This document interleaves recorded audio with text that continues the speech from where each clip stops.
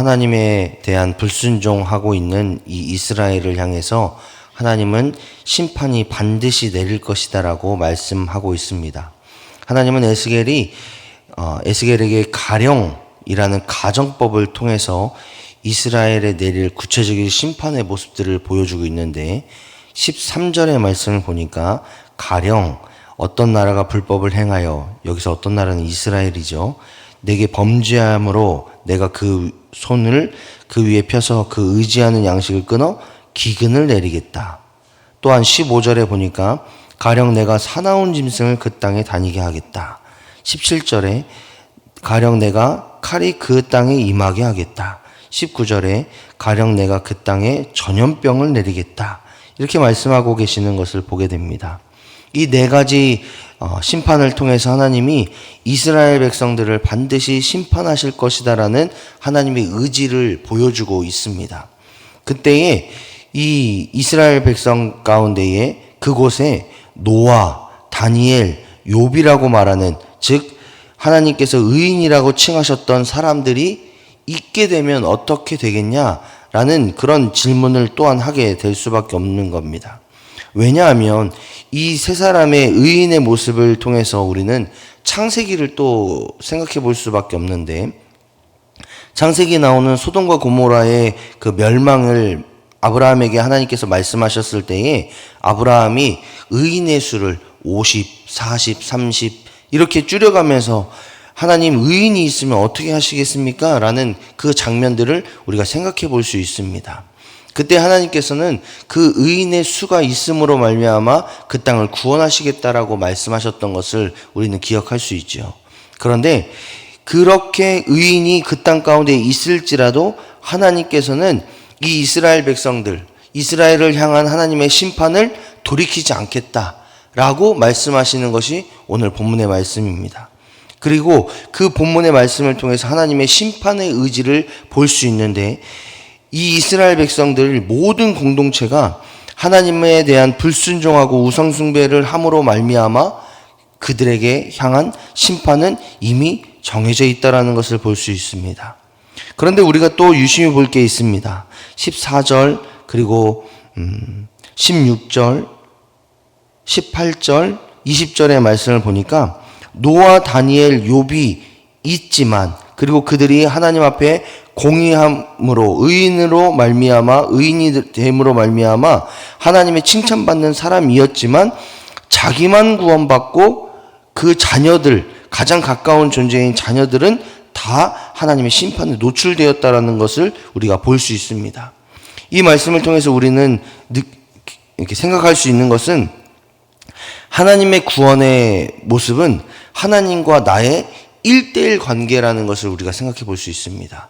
그러니까 부모인 우리가 아무리 잘 믿고 하나님을 잘 섬기고 하나님께 많은 것을 드릴지라도 그 신앙의 모습은 하나님과 나의 모습이지, 나의 모습으로 인해서 자녀들이 복받고 자녀들이 축복받고 구원받고 하나님의 자녀가 되는 것은 절대로 아니다라는 것을 볼 수 있습니다.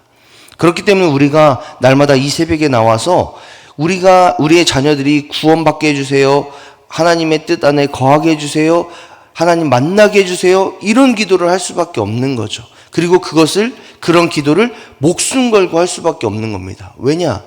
이 구원의 문제는 하나님과 나의 1대1 관계에서만 성립이 되기 때문에 그렇습니다. 내가 잘해서 내 주변이 구원받는 것이 아니라 모든 사람이, 나를 비롯한 모든 사람들이 하나님 앞에 서서 구원의 은혜를 경험하고 더 나아가 하나님께 의롭다함을 받아야지 죄와 사망의 권세 아래서 자유할 수 있다는 겁니다. 따라서 우리의 모든 삶에서 우리의 자녀를 위해서, 또 우리 주변의 사람들을 위해서 우리는 날마다 그들이 하나님 앞에 바르게 설 수 있도록, 하나님을 믿을 수 있도록, 더 나아가서 하나님을 믿음으로 말미암아 죄와 사망의 권세 아래서 자유함을 누리고 하나님의 자녀가 될 수 있도록 기도해야 되는 것이 우리들의 사명이자 역할이다라는 것을 깨닫게 됩니다. 따라서 오늘 한날에 우리의 자녀들을 위해서, 우리 주변 사람들을 위해서 기도하실 때에 그 사람들 역시도 내가 하나님 앞에 바르게 서고 구원의 은혜를 누렸던 것처럼 그들 역시도 하나님 앞에 바르게 설 수 있도록, 그리고 구원의 은혜를 누릴 수 있도록, 하나님을 잘 섬길 수 있도록 위해서 기도해야 되는 것이 바로 저와 여러분의 사명이다라는 거죠. 그리고 또한 우리의 삶을 돌아볼 때에도 우리가 날마다의 삶 가운데에 하나님께 인정받는 의인의 삶으로 살아갈 수 있도록, 정결하고 거룩의 옷을 입고 하나님 앞에 서는 자가 될 수 있도록 위해서 기도해야 된다라는 겁니다.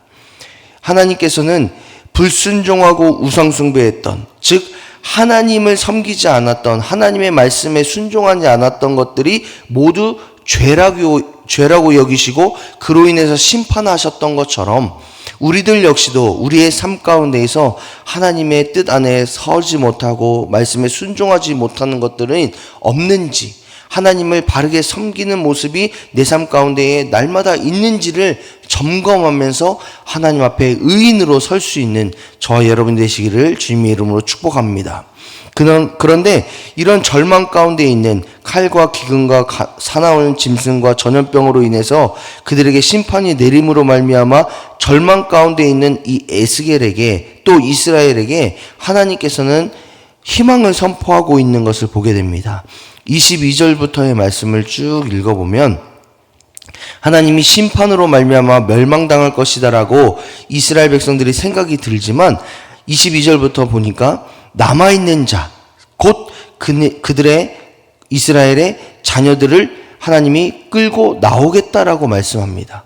그리고 그들의 행동과 그들의 소행을 보면서 이스라엘 가운데에, 즉 예루살렘 가운데에 내려진 이 재앙이 어떤 하나님의 의미인지, 그리고 또 그것을 깨달아 알므로 인해서 다시는 하지 않겠다라는 결단을 통해서 이스라엘의 백성들이 위로받겠다, 즉 하나님께 죄를 뉘우치고 하나님께 나아갔을 때에, 하나님의 자녀가 다시 한번 되었을 때에 하나님의 은혜 가운데 살아가겠다라는 것을 하나님이 말씀으로 선포하고 계신다는 것을 보게 됩니다. 하나님은 죄로 인해서 영원히 죽을 수밖에 없는 이스라엘 백성들이지만 그럼에도 불구하고 남은 자의 은혜를 허락하실 뿐만 아니라 다시 한번 하나님의 자녀로서, 하나님의 백성으로서 살아갈 수 있는 그 회복의 은혜, 더 나아가 축복의 은혜를 다시 한번 허락하시겠다라는 것을 말씀하심으로 인해서 이스라엘 백성들에게 위로하고 계시는 것을 보게 됩니다. 하나님은 죄로 인해서 또 하나님의 뜻 안에 거하지 못하는 그런 모습을 통해서 우리를 꾸짖기도 하시고 심판하시기도 하십니다. 그런데 우리가 그 모습을 보면서 하나님은 무서운 분이야, 하나님은 죄를 꾸짖고 우리가 잘못하면 매를 치시는 분이야, 이렇게만 하나님을 보실 것이 아니다라는 겁니다. 하나님은 부모님의 마음과 같습니다. 그래서 우리가 자녀들을 양육할 때에 이 자녀가 잘못하는 모습을 보면 그 모습을 보면서 나는 죄를 꾸짖지 않고 혼내지 않는 그런 인격적인 부모야, 사랑만 하는 부모야 라고 해서 그 자녀를 그냥 방만하게 두고 보는 것이 아니라 그 자녀가 잘못된 길을 가고 있을 때에 꾸짖기도 하고 매를 때려서라도 이 자녀가 올바른 길로 가기를 원하는 게 우리들의 마음 아니겠습니까? 그와 같이 하나님의 마음 역시도 우리가 잘못된 길을 갈 때에, 우리가 악한 길을 갈 때에, 하나님의 뜻 가운데 살아가지 못하는 그 길을 갈 때에 하나님이 부모된 마음으로, 우리를 사랑하는 마음으로 우리를 꾸짖기도 하시고 또 매를 들기도 하시고, 그래서 혼내기도 하셔서 우리가 죄를 뉘우치고 다시 올바른 길로 가기를 원하시는 것이 하나님 아버지의 마음이다라는 거죠. 그리고 우리가 죄를 깨닫고 뉘우치고 하나님께 돌아왔을 때에 하나님은 그 누구보다 기뻐하시고 우리를 사랑하시고 품어주시고 안아주시는 분이시다라는 것을 우리가 22절 이후의 말씀을 통해서 볼 수 있습니다. 따라서 하나님의 자녀인 우리는 매를 때리시고 혼내시는 하나님을 두려워서 떠는 그것이 아니라 우리를 사랑하시고 우리의 죄를 뉘우치기를 원하시고 우리를 다시 한번 하나님 아버지의 마음으로, 그 사랑의 마음으로 품고 안아주시기를 원하시는 그 하나님의 마음을 깨닫고 우리가 죄 가운데 있을 때에 혹은 잘못된 길을 걸어갈 때에 속히 깨닫고 회개함으로 하나님께 돌아오는 것이 바로 하나님의 자녀된 우리의 삶의 모습이다라는 거죠. 그렇기 때문에 우리는 하나님의 마음 안에 살아가야 되고 그 은혜 안에 살아가도록, 더욱이 그렇게 살아감으로 말미암아 거룩하라라고 말씀하셨던 그 하나님의 말씀에 의거하여 우리가 하나님의 말씀에 순종하고 우상 숭배를 타파하고 하나님의 은혜 안에 살아가는 것이 저와 여러분의 삶의 모습이 되어야 될 줄 믿습니다. 하나님께 사랑하신 여러분, 오늘 한 날을 살아가실 때마다 이 불법함으로 말미암아 우상 숭배하고 불순종함으로 말미암아 하나님의 책망받았던 이 이스라엘 백성들의 모습을 교훈 삼아 우리의 모습은 그런 모습이 없는지 한번 돌아보시고, 더욱이 우리를 끝까지 사랑하셔서 회복하시고 사랑하시고 안아주시고 축복하시는 그 하나님의 마음을 알고 속히 돌이켜서 하나님의 은혜 안에 거하시는 저와 여러분의 삶이 되시기를 주님의 이름으로 축복합니다.